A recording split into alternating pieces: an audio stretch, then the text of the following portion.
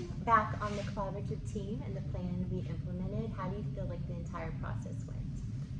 Overall, I thought it went well. It was definitely a good learning experience for me. I really enjoyed being part of the team.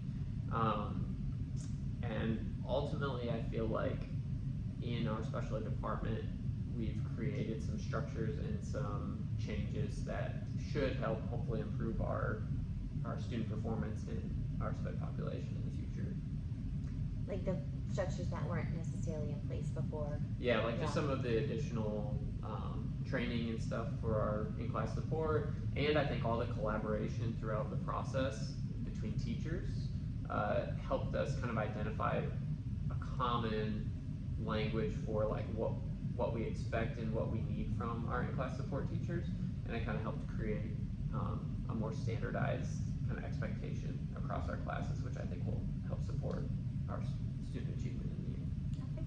Did you feel prepared for your role in this? Yeah, I felt prepared to give feedback.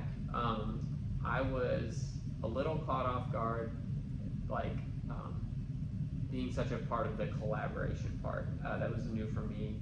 As a teacher, I'm not used to going to kind of reach out to other teachers and ask their feedback. That was a new role for me, but it was a positive challenge, but and I felt like I grew from it. But in that sense, not 100% prepared, but ultimately it led to growth, I thought, for me. Like coming out of your comfort zone? Yeah, definitely coming out of my comfort zone a little bit, talking more, or going to teachers that in some cases are older, more experienced than myself, and asking for them to reflect on what's going on in their classroom and reflect on or ask for their input on things. Okay. I'm just curious, did you have a process for asking them, or was it more informal where you would just go ask, how's this going, or did you like set up a meeting and with specific questions in mind? I would say for my team that I work most closely with, it was more informal, just because I see them all the time, and it was more informal conversations. I definitely did have to make more of an effort to get with other grade level teams, and that was a little more formal process where I had to kind of have my questions ready to go, because it was often after school, or whenever I could find the time to catch up with them. And teaching all day, I didn't have that time always available. Okay. You mentioned that getting feedback, eliciting feedback from others was new for you. Did you have any other struggles within this role on the collaborative team? I think also what I just mentioned is just reaching the other teams, the other grade levels, like the other teams that I don't always see. That was a little bit of a challenge. Time is always a challenge in teaching and education, just finding the time to meet with and actually consider and hear what people have to say and their feedback, and ask reflective questions back to them about it is always a challenge. Yeah. So. Okay. So on a scale of 1 to 10, 10 being I nailed it, I killed this role, what would you give yourself as far as your part in the collaborative team?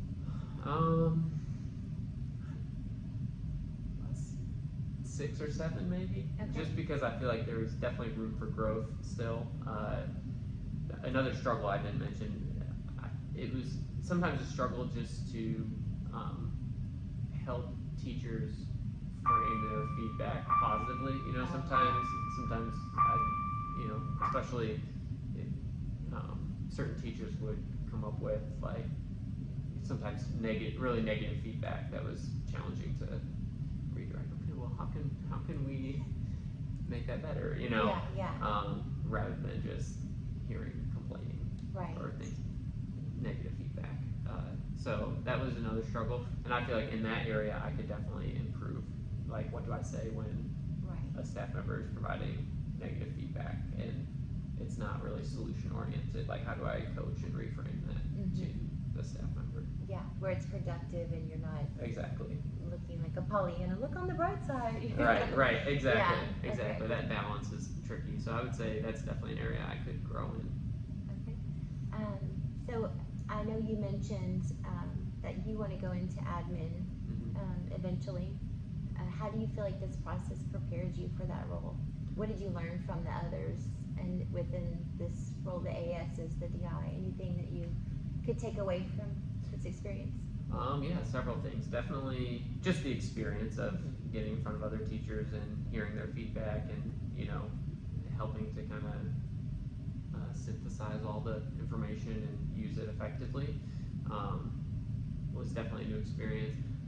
In terms of the other roles, definitely seeing kind of the other side of it, all the use of data to drive those decisions, right? All the, just seeing the team kind of collaborate around the old paper reports and the, identifying the subpopulation performances across several years, that was definitely insightful to me. And just seeing how in our meetings with the AAS and the DI and everybody, just campus leadership, the extent to which they were using data to come back to every, when we're trying to determine what are we going to do, what steps are we going to take, just seeing the extent to which they were asking, okay, what does the data show?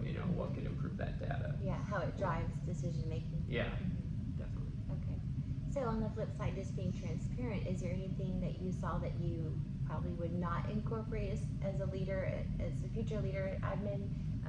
Is there anything that you saw, like processes wise, or that I won't take that back, but anything, or did you feel it was structured enough? And nothing in particular Okay. stands out to me. I know that time, that's always something when I'm thinking of these, my future plans to be in administration, hopefully, time always comes up. Because as a teacher in the classroom, I know that our time is limited. Even every time I walk over to collaborate with my team, I'm also taking away from their time to grade, to, contact parents or communicate with families, or take care of other duties of their job. So definitely not an awareness of time. Yeah, for I others. didn't feel like this team or committee was, insensitive of our time. But anytime you add any sort of collaboration, it definitely adds to the time load of teachers. Right. And so just considering that moving forward, I would just keep that in mind. Okay. Curious, how did you feel about the root cause analysis process, where you're looking at the data and trying to come up with, a root cause to the problem? That entire process, do you think you would use that in your future role as trying to solve issues?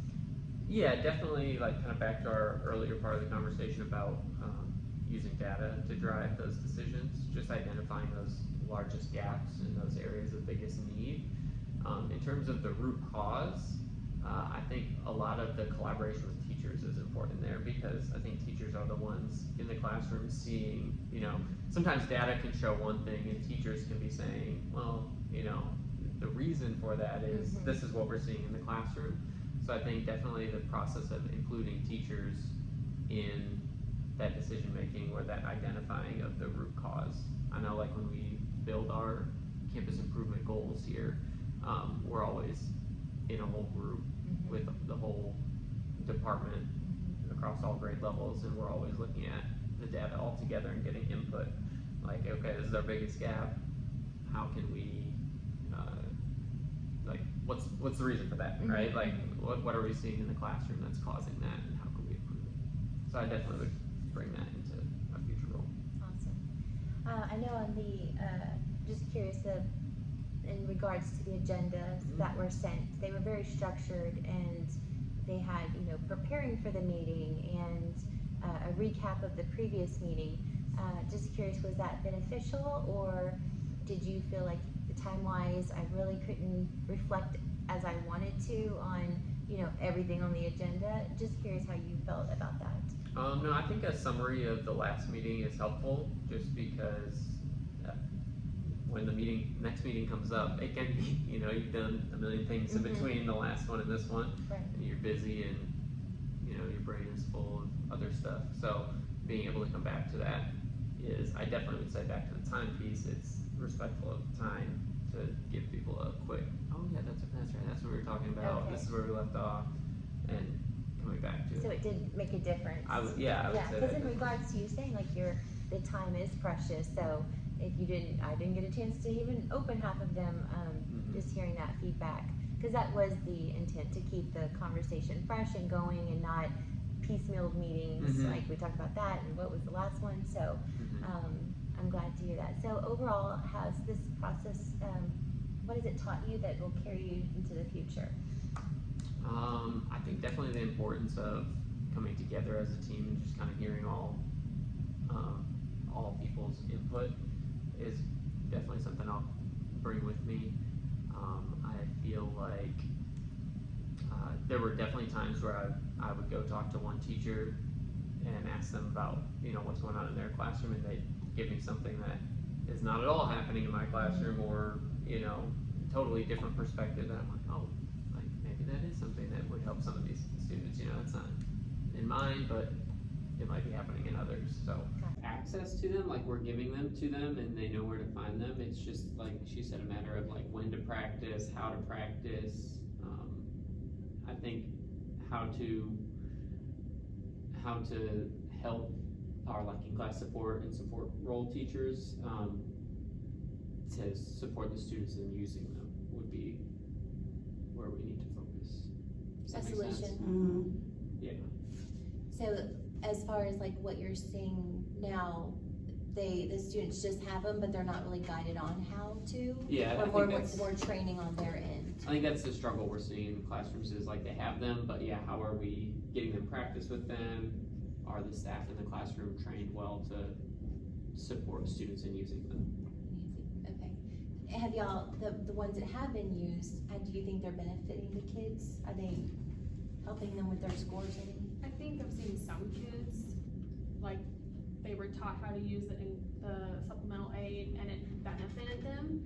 But then, there's also the kids who were like, they listen to it, they go through the motions of filling in any extra notes that they need to, or paying attention to what the supplemental aid is for, and then they leave it behind in class, and then you bring it out again and they're like, I don't know what this is for. So, some kids are having that progress with them, it's a benefit, but other kids, it's just another piece of paper to them. Okay. So it sounds like what I'm hearing is like maybe the initial implementation of how it's being accessed and how it's used, and maybe potentially how they're stored. So it's not this new and novel thing, it's like something we do in science they can refer to. And I believe, Ms. Hall, you had a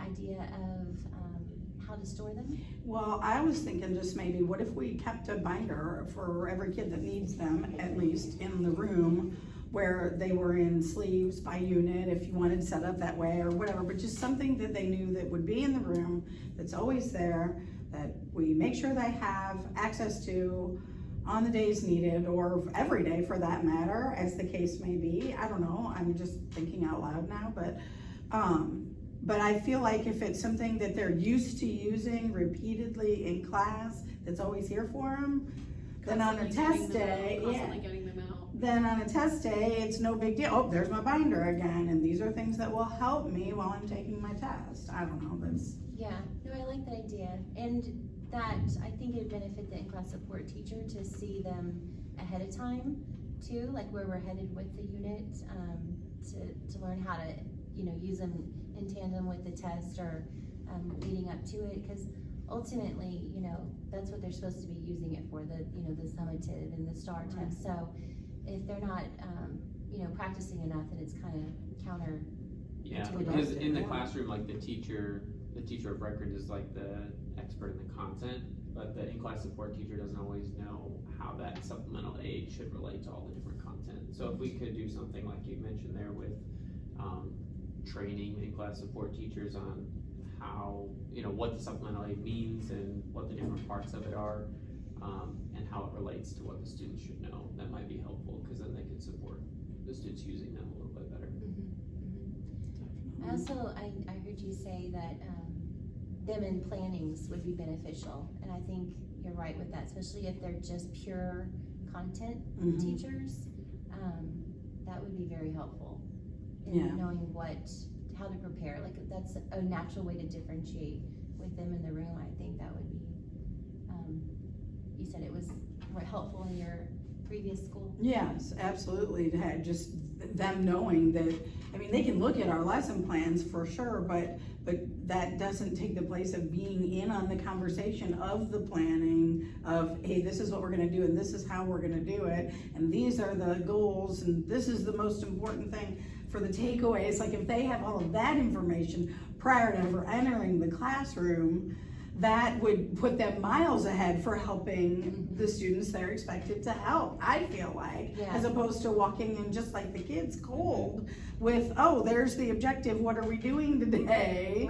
And that's pretty much what they do now, Right. so. Yeah, because I'm thinking even if they had an initial training at the beginning of the year and we sat them down as, you know, science teachers, people get busy and you know, but if it would keep it fresh in the moment with the planning, if they were in on it, Yeah. and keep it consistent versus like, you know, showing them one time and then that's it. And they're like, I think this is how she wants me to incorporate it or how I should be incorporating it. So I think that would benefit it.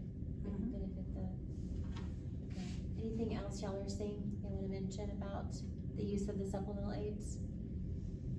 Just I know you mentioned like the disorganization, that it's another sheet of paper to them, and I think that might, if it was something that was in a sleeve, that was, Okay. that they in the weren't class. responsible for Organized. keeping organized, we are